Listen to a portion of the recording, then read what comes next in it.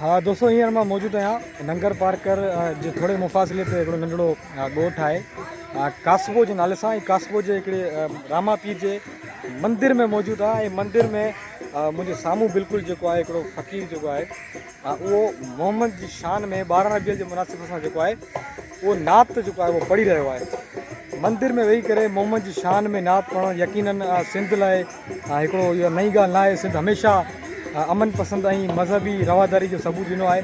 ऐं अचो तव्हांखे मंदिर में वेही करे हिकिड़ो फ़क़ीर जेको नात पढ़े पियो उहो तव्हांखे ॿुधायूं।